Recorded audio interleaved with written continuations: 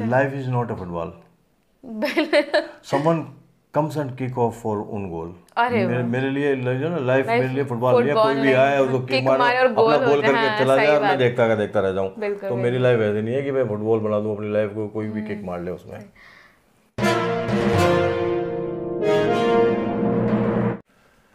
दोस्तों मेरे दिमाग आ चुकी है हमारी। मैंने जो है सुई से किताब लिखी तो मेरे दिमाग में एक चीज़ आई कि जो मैंने सुई से किताब लिखी है वो कागज़ है ना 20, 25, 30 साल तक रहेगा, ठीक है। तो फिर मेरे हर चीज़ एक से लिंक करके है।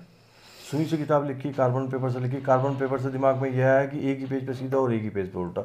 फिर मैंने ये भी आसान नहीं है, बिल्कुल आसान नहीं है। आयरन नेल से हैमलिंग शीट पे A4 साइज की मैंने इसके लिए 15 दिन चक्कर लगाए।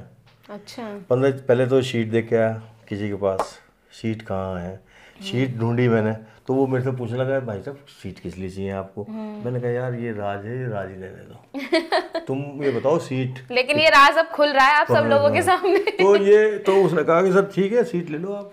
मैंने कहा यार ये पेपर है A4 साइज में कटनी है। कहने लगा सर सुबह को वो देखा उसने जो सीट बना के मेरे को दे दी, सीट में लिया। अब सबसे बड़ी बात ये है कि इसके नीचे लकड़ी रखी बड़ा, क्योंकि नीचे तो सपोर्ट होनी चाहिए, ऊपर कील और फिर एक हैमर। और हैमर भी ऐसा है कि जो मारूं जोर से तो इम्प्रेशन ये है, ज़्यादा जोर से ना जाए जिससे छेद गड्ढा हो जाए, छेद हो तो जाए। उसमें क्या है था, अब मैं बैठा हूँ टीवी देख रहा हूँ, वाइफ बैठी है, बच्चे बैठ रहे हैं, मैं अपना काम में लगा हूँ, टुक टुक टुक टुक। मेरी वाइफ बोल रही है तुमने तो ये टुक टुक कब तक रहेगी आपकी। फिर मैंने देखो पेशेंस भी रखा, फिर मैंने कहा कि नहीं बच्चों की नींद भी वो नहीं होनी चाहिए। अब देखिए कि आयरन नील से हैमरिंग करके किताब लिखना और कील के माध्यम से लिखना बहुत बड़ा पेशेंस का और बहुत मेहनत का काम है। ये 87 पेज है, 87 पेज में से एक पेज मेरे पास है। अच्छा। और क्या लिखा है आपने? अपने थॉट्स लिखे हैं, पीयूष वाणी ही लिखी है मैंने। पीयूष वाणी ही लिखी है। वो तो 86 जो है, 87 जो पेज है, 88, 87, 89 ऐसे पेज करीब है। और वहाँ मैंने म्यूजियम में रखे हैं, वो म्यूजियम में किस म्यूजियम में? ये वृंदावन शोध संस्थान के नाम से एक म्यूजियम है। अरे वाह। बांके बिहारी मंदिर और इस्कॉन मंदिर के बीच में है वृंदावन शोध संस्थान, उनका एक म्यूजियम है, उस म्यूजियम में रखी हुई है मेरी 3 किताबें। वो म्यूजियम क्या किस तरीके की चीजों को? म्यूजियम वो प्रिजर्व करता है और बहुत गजब का काम कर रहा है साहब। आप जाइए वहाँ देखिए, आपकी तबीयत बड़े आनंद आने वाला है। अच्छा। बहुत ही गजब का बनाया हुआ है। पूरी मथुरा में म्यूजियम है, मथुरा में जाएंगे तो वो बहुत बड़ा म्यूजियम है। वो म्यूजियम क्या है, वो साहित्यकारों के लिए है, जो आपके पुराने ग्रंथ हैं, पुरानी लेखनी है, उनको वो अपने यहाँ कलेक्ट किए हुए और उनको वो प्रिजर्व कर रहे हैं। प्रिजर्व मतलब कि वो ख़राब ना हो। बिल्कुल। तो मैंने ये चीज़ें, और मैं इस माध्यम से भी कहना चाहता हूँ, जो मेरी किताबें हैं ये मेरी नहीं है, मेरे से लिखवाई गई है 140 करोड़ हिंदुस्तानियों की किताब। अरे वाह, बहुत बढ़िया। लेकिन सर एक सवाल मेरा है कि ये शीट पे जो आपने लिखा है ये बहुत हल्का दिख रहा है। हाँ हल्का दिख रहा है। तो इसका है जो म्यूजियम में रखा हुआ आप जाके देखेंगे ना। हाँ। उन्होंने इतनी अच्छी तरीके से रखा हुआ है, बाकायदा फ्रेम बनाया हुआ है, फ्रेम के नीचे उन्होंने बिल्कुल एक शीट को बड़े तरीके से रखा हुआ है, उसके चारों तरफ लाइट है। अच्छा, अगर इस पे लाइट पड़ेगी तो इसके वर्ड्स जो हाईलाइट होंगे, बिल्कुल हाईलाइट हो जाएंगे और वो चमकेंगे। अच्छा। वो चमके दिखाई भी देंगे और वो चमके ऐसे लगते हैं जैसे कि जब उसकी बूंद पड़ी हो। बिल्कुल। सर अब सब यही सेम सवाल है कि इस शीट पर भी आपने सीधा लिखा है या उल्टा? उल्टा ही लिखा है। उल्टा ही लिखा है। जो खासियत है सर की वो उल्टा ही लिखा हुआ है। चलिए सर, अब इसके बाद फिर मैंने और 8 बची है अभी। इसके बाद अभी और भी बची है बाबा। इसके बाद फिर मैंने जो है, मेरे एक मित्र ने बोला कि ये वो बड़े वो दार्शनिक क्या आध्यात्मिक आदमी है, कहने लगा यार पीयूष इतना काम कर रहा है तो मेरे कहने से एक काम कर दे। अच्छा। मैंने कहा ठीक बताओ, जैसा आपने बोला कि प्रेमचंद की एक लिखनी है तो वो लिखनी तो है ही। अरे नहीं, मैंने अभी तक आपके मुंह से प्रेमचंद जी का नाम नहीं सुना, ये बड़े अचंभे की बात है। प्रेमचंद जी मेरे नाम के साथ पी है और उनके नाम के साथ पी है। प्रेमचंद को तो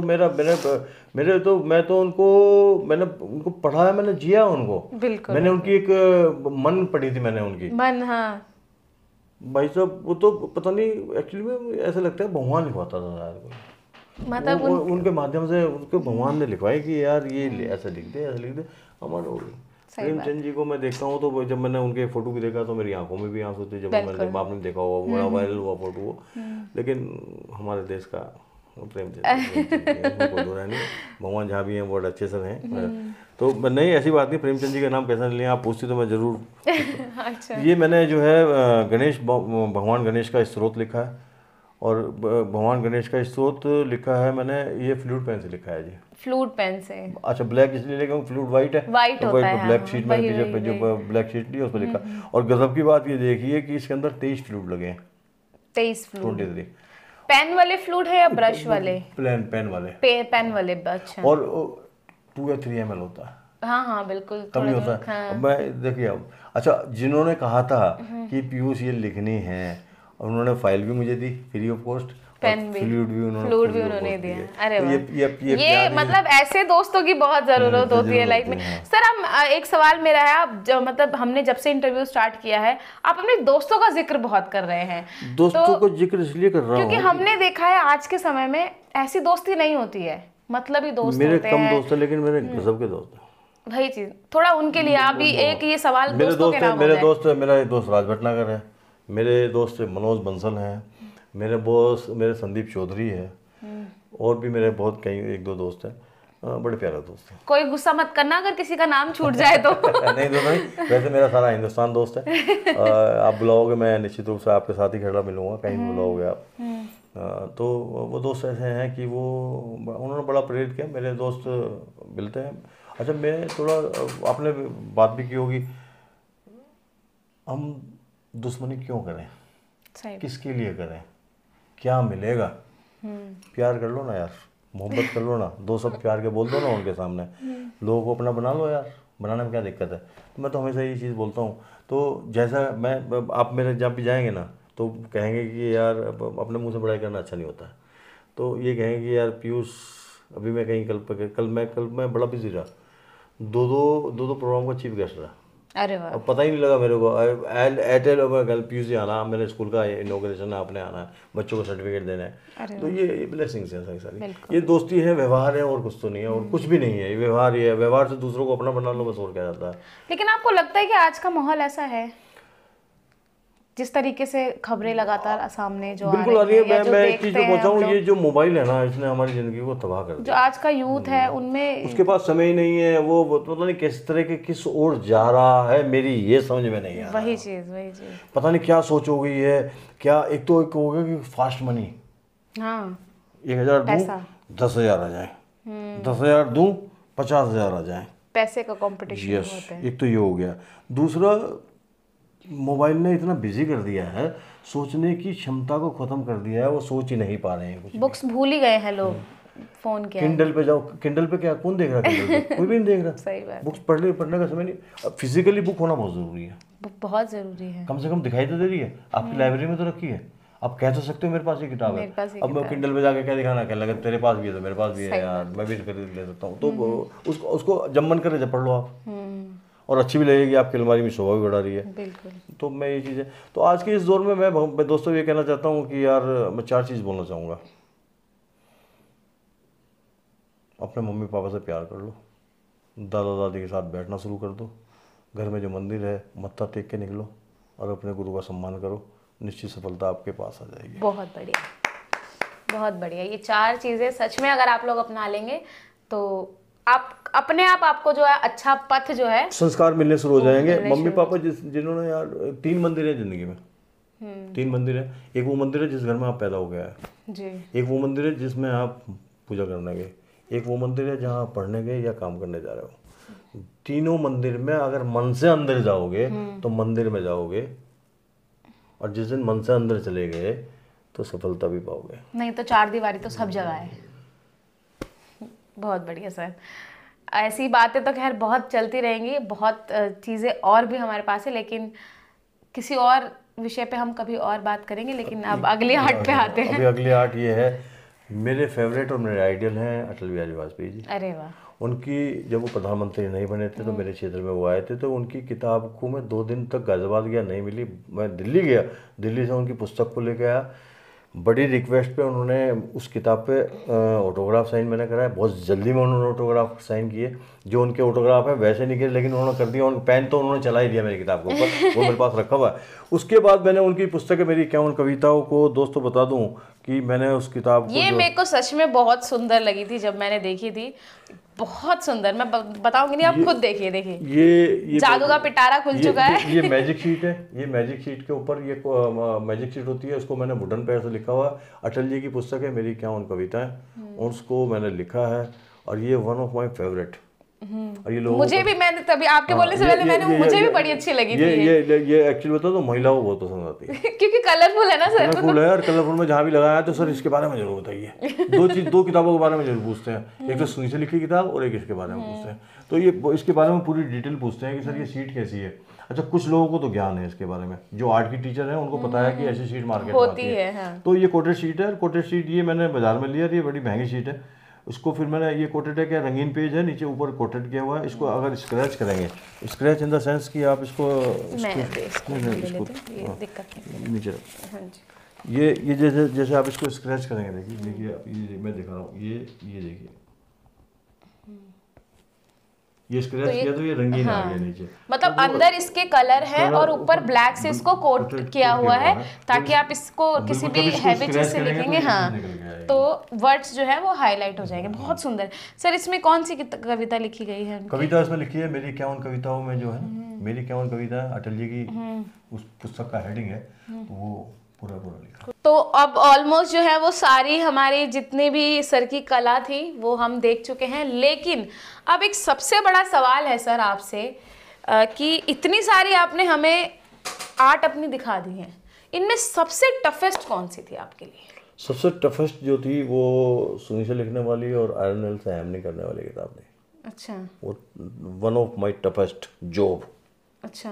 जो मैंने हैंडल की और मैं खूब बखूबी से उसको निभाया है, क्योंकि कुछ चीज़ में मेरी डिक्शनरी में एक शब्द है जी, जब मैं कमिटमेंट कर लेता हूँ ना, फिर मैं अपनी नहीं सुनता और अपनी नहीं सुनता तो वो कमिटमेंट कहीं सही मायनों में तो सही भी है, क्योंकि जो मैं कमिटमेंट करता हूँ वो ऐसा कमिटमेंट करता हूँ कि जो मेरे लिए फ़ायदेमंद हो, मेरे देश के लिए फ़ायदेमंद हो, मेरे समाज के लिए फ़ायदेमंद हो, और जो मैं किसी को दिखाने लायक स्थिति में हूँ। मतलब आप खुद अगर ठान लेते हैं तो वो आप करके ही, अगर ब्लेसिंग्स ऊपर वाले के मेरे साथ हैं। बिल्कुल।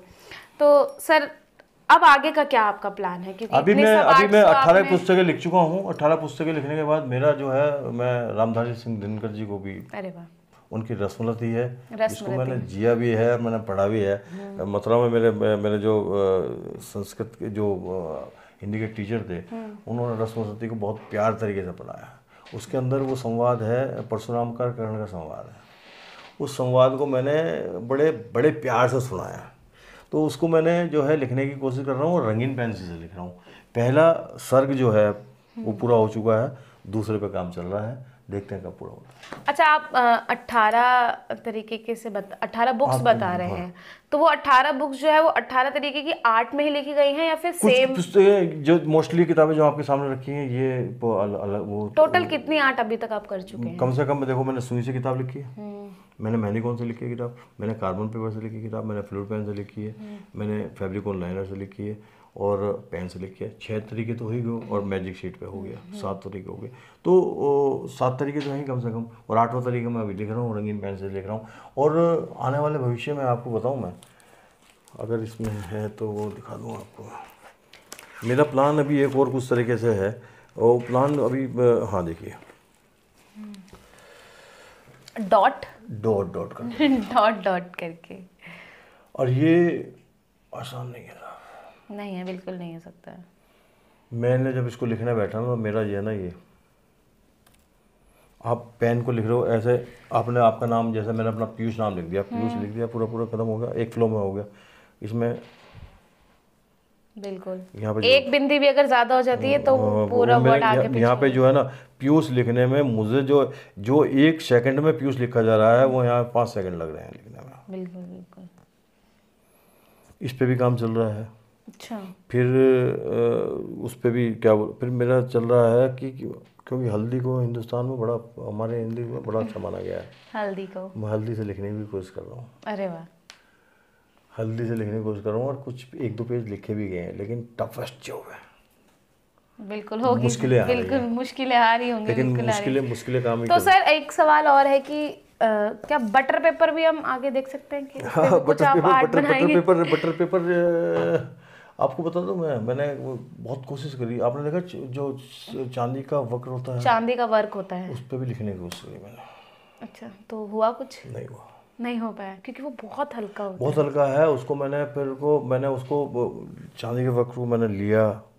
मैंने वो पहले तो पेपर शीट में नहीं आता, वो नहीं, बिखर जाता है वो बिखर सारा जाता है, सारा। बिल्कुल। मैंने उसको क्या करा, मैंने उसको मैंने उसको वो कराया, क्या बोलते हैं उसको, दो पेपर दो जॉइन पेपर के किए बीच हैं। में जोड़ करवा के लेमिनेशन करवाया। अच्छा। फिर मैंने कहा कि लेमिनेशन कराने के बाद फिर मैंने उसके अंदर डॉट करके लिखने की कोशिश करी,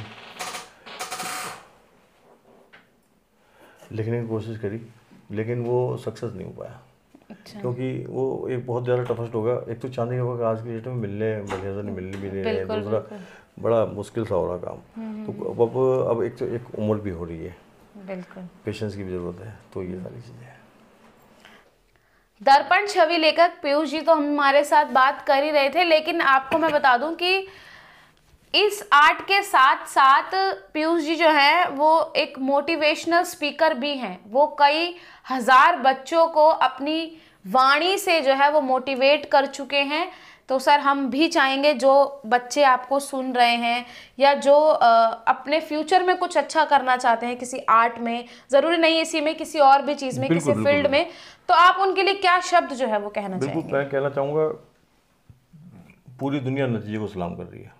पूरी दुनिया नतीजे को सलाम कर रही है। प्रयास करने वालों को कभी हार नहीं होती है। बिल्कुल। प्रयास करना मेरा काम है, और प्रयास मैं जब तक करता रहूँगा जब तक मैं सफल ना हो जाऊँ। बिल्कुल। दूसरी लाइन, सपने आपके अपने हैं और आप अपनों के अपने हैं। अपने सपने पूरे करो। आपके सपने तो अपने ही हैं, आपके मम्मी पापा के भी हैं। उन सपनों को दिल से लगा लो, यहाँ से पूरा कर दो, इसी जन्म में पूरा कर दो, क्योंकि ये ज़िंदगी मिलेगी ना दोबारा। बिल्कुल। लेकिन कई बार ऐसा होता है कि उन सपनों में कुछ ऐसी अड़चनें या अटकलें आ जाती हैं कि वो सपने जो हैं वो अधूरे मेरे रह पास जाते बहुत सारे लोग हैं, जब मैं बताता हूँ ये बातें तो बहुत लोग, बच्चे, लड़के लड़कियाँ क्वेश्चन करती हैं, सर मन नहीं लग रहा मेरा। हैं। मैं उनकी दिनचर्या पे बात करता हूँ। दिनचर्या पे आकर वो गोल, भाई टाइम आपका शेड्यूल क्या है? शेड्यूल में ये निकल के आया है कि सबसे ज़्यादा तो वो मोबाइल पे बैठे हैं। मोबाइल में बैठे हैं तो यार दोस्तों के बीच में कहाँ चलना है? यार पिज़्ज़ा खाने चलना है। वेट कर रहे हो उसका, जाम में फंस रहे हो। आपकी जो पढ़ने का समय है वो आप पिज़्ज़ा खाने में या किसी और चीज़ खाने में जाम में फंसे खड़े हो। जो समय आपका पढ़ाई का था वो आपने यूटिलाइज नहीं करा और आपने वो वेस्ट समय कर दिया, और जो समय निकल गया फिर वापसी आएगा नहीं। तो उस टाइम को सब नहीं हो पाता। मैंने कहा यार स्लो स्लो करो ना उसको। अभी 20% पे करो, फिर 25 पे करो, फिर 30 पे आओ। उधर का टाइम स्टडी, पढ़ाई पे ज़्यादा अपना टाइम फोकस करना शुरू कर दो। इधर ये चीज़ें पर कम करना शुरू कर दो। जब जिस दिन 80 पे पहुंच जाओगे उस दिन आप सही हो। वही लाइफ का वेस्ट पार्ट जो है वो खत्म करके और अच्छी जगह पर जो है वो ध्यान लगाओ। दूसरी चीज़, बच्चे पूछते हैं सर, बहुत सारे बच्चों की समस्या है कि सर फादर मदर ठीक है पढ़ा रहे हैं, पैसे की कमी है सर, फाइनेंशियली स्ट्रांग नहीं है बच्चे। भाई अब देखो इसमें तो फाइनेंस की है। मैंने बेटा स्कॉलरशिप है, आप इतनी मेहनत करो कि आपको स्कॉलरशिप मिले। सही बात है। मेहनत तो करो। लेकिन सर, पहले के ज़माने में जो हमारे बड़े बड़े धुरंधर रहे हैं जिनके आज इतिहासों में नाम लिए जाते हैं, वो भी बहुत स्ट्रांग नहीं थे फाइनेंशियली। कईयों के तो इतिहास ऐसे लिखे गए हैं कि जो स्ट्रीट लाइट के लैंप के नीचे जिन लोगों ने पढ़ाई करी है, बहुत सारे तो पैसा कब मैटर करता है? पैसा मैटर। आज की पढ़ाई कितनी महंगी हो गई है। बिल्कुल। पहले आप, मैं जब बचपन में मैं पढ़ा हूँ, मैं 1 रुपये 20 पैसे वाले स्कूल में पढ़ा हूँ। सहारनपुर में जहाँ पे प्राइमरी स्कूल में पढ़ा हूँ, 1 रुपये 20 पैसे वाले में ट्यूशन 10 रुपये का हुआ करता था जी। फिर 25 रुपये का ट्यूशन हुआ, फिर 100 रुपये का ट्यूशन हुआ। आज बच्चे का ट्यूशन कितना क्या है? 2000 पर सब्जेक्ट, वो भी पर सब्जेक्ट हो गया। तो कहीं ना कहीं मैटर करता है। जी बिल्कुल। तो जो बच्चा बहुत बेचारा, और कुछ बच्चे तो कमाल का कर रहे हैं। एक स्कूल में गया, मैंने उस बिटिया से पूछा, मैंने बेटा तू तो होशियार है, तूने तो गजब किया हुआ है, तू तो हर क्वेश्चन का जवाब दे रही है, तेरे को तो बहुत अच्छी स्टडी पता लग जाता बच्चे को उससे। हाँ बिल्कुल। तो उसने कहा सर मैं यहाँ बिहार से आई हूँ, पढ़ने के लिए आया हूँ सर, अपने मम्मी पापा के सपने पूरे करने के लिए आए हो। सही बात। सब चीज़ गवर्नमेंट दे रही है, खाना है, हॉस्टल है, सब चीज़ है, सिर्फ पढ़ना ही पढ़ना है। मैं गदगद हो गया बात सुन करके। कुछ बच्चे तो इतने प्यारे होते हैं जिनकी बातों सुनकर हम भी कुछ सीखते हैं। लेकिन सर एक सवाल फिर से वही जहन में आ जाता है कि आजकल के जो पेरेंट्स हैं वो अपने बच्चों को प्राइवेट में डालना ज़्यादा प्रेफर करते हैं सरकारी में डालने से। सरकारी में पढ़ाई नहीं होती है, प्राइवेट में अच्छी पढ़ाई होती है, इंग्लिश मीडियम होता है। इतना बढ़िया क्वेश्चन आपने पूछा, इसका जवाब मेरे पास इसका इतना बढ़िया जवाब है, लेकिन मैं इस चैनल पे इस जवाब को नहीं, क्योंकि कंट्रोवर्सी हो जाएगी। नहीं, कंट्रोवर्सी नहीं, मैं चाहूंगी, मैंने तभी ये सवाल पूछा है कि आप ये जवाब जरूर दें। जवाब जरूर दें कि मैं चाहता हूं कि हिंदुस्तान का हर बच्चा पहले से 5वीं तक प्राइमरी स्कूल में पढ़े।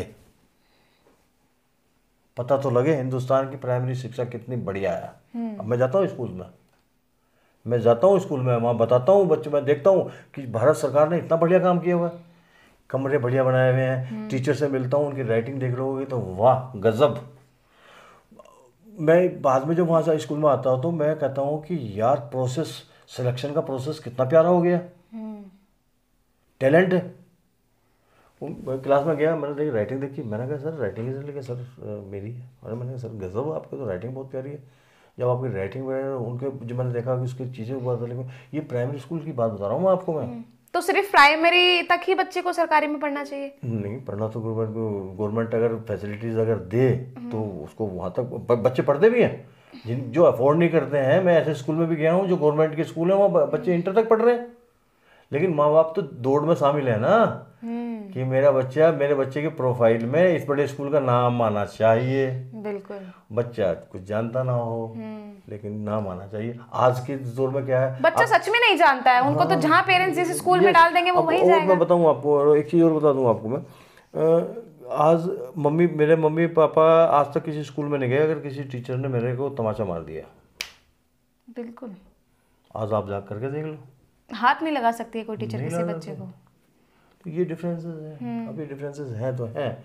जो रिपोर्ट आई है तो पता लगा कि वो भाई सुसाइड के रेट ज़्यादा बढ़ गए हैं बच्चों में, इसलिए नहीं है। तो ठीक है, वो गवर्नमेंट की अपनी सोच अलग है, वो तो खैर बात अलग है, उस बारे में तो बात करना ठीक वो नहीं होगा, इस विषय पर बात करना। लेकिन हाँ ये है कि भाई लाल बहादुर शास्त्री कहाँ पढ़े थे, मनमोहन सिंह जी कहाँ पढ़े थे? सही बात है। बस मेरा क्वेश्चन का आंसर ये है। बहुत बढ़िया आंसर मिला है सभी को। तो सर अंत में चलते चलते कुछ कोटेशंस मैं बोलना चाहता हूँ। कुछ कोटेशंस आप बोलिएगा ज़रूर, और साथ ही हमारे दर्शक जो आपको सुन रहे हैं, आपकी आर्ट को देख रहे हैं, और आपके चाहने वाले भी जो आपको देख रहे हैं, सुन रहे हैं, उनके लिए क्या एक प्यारा सा संदेश आप देने? प्यारा संदेश ये है दोस्तों, जिंदगी में अपना लक्ष्य निर्धारित करो, ग्रो विद योर गोल्स। छोटे छोटे जो गोल्स है ना, उनको गोल्स को लिखो, बिल्कुल, उन गोल्स को अचीव करो, और फिर जब अचीव कर लोगे तो ऑटोमेटिकली आपकी ग्रोथ हो जाएगी। तो ग्रो विद योर गोल्स, अपनी लाइफ में लक्ष्य निर्धारित करो। मैं बच्चों को, जो बच्चे हैं उनको लिए एक चीज़, जो पढ़ाई कर रहे हैं उनके लिए बोल रहा हूँ, तो जो यूथ है जो इस क्षेत्र में आना चाहते हैं, तो ज़िंदगी में यार लक्ष्य जरूर निर्धारित करना और लक्ष्य की ओर चलना, निश्चित रूप से कामयाब होगे। क्योंकि भगवान कृष्ण कहते हैं तू 2 कदम चल, मैं 4 कदम चलने को तैयार हूँ, तू चल तो सही, तू कह तो सही, तू बुला तो सही, मैं तेरे दरवाजे पर खड़ा हूँ।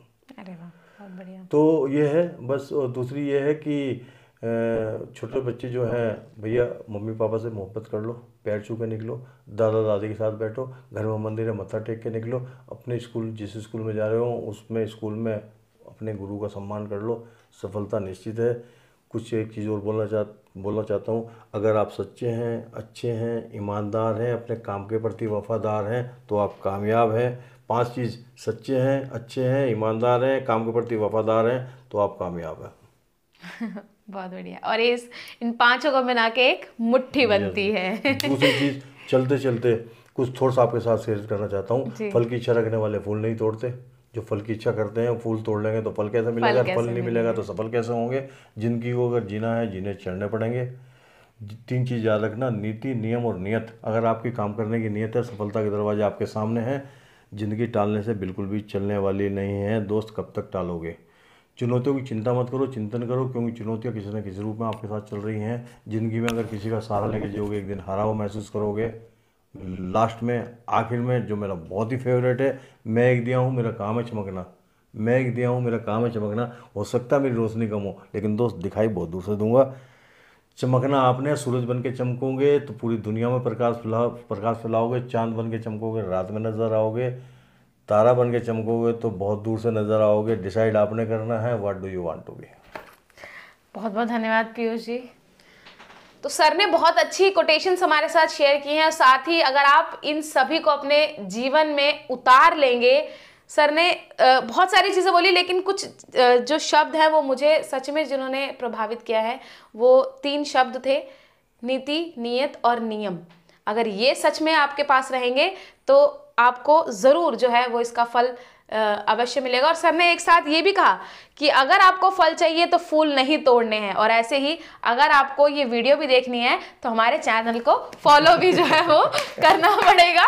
और इसी के साथ ही आज हमारे साथ एक मैकेनिकल इंजीनियर मौजूद थे, पीयूष गोयल, जो जिन्हें हम एक ऐसे आर्टिस्ट के तौर पर आज देख रहे हैं जो तमाम चीज़ें अपनी जो है वो हमारे साथ शेयर कर चुके हैं, और आपके साथ भी उन्होंने शेयर किया। और अगर आप भी जुड़ना चाहते हैं या आर्ट सीखना चाहते हैं तो आप हमसे संपर्क कर सकते हैं, हम सीधे आपको पीयूष जी से मिलवा देंगे। पीयूष जी बहुत बहुत धन्यवाद हमारे चैनल को समय देने के लिए। मैं भी धन्यवाद देना चाहूँगा, साधुवाद, आप इतना अच्छा काम कर रहे हैं और आपने मुझे समय दिया, इसके लिए बहुत बहुत धन्यवाद। बहुत बहुत धन्यवाद। तो फिलहाल के लिए बस इतना ही। जुड़े रहिए, बने रहिए हमारे साथ और देखते रहिए अखंड भारत टीवी। ऐसी ही और वीडियो को देखने के लिए चैनल को सब्सक्राइब कीजिए, वीडियो को लाइक कीजिए, कमेंट कीजिए और शेयर कीजिए। धन्यवाद।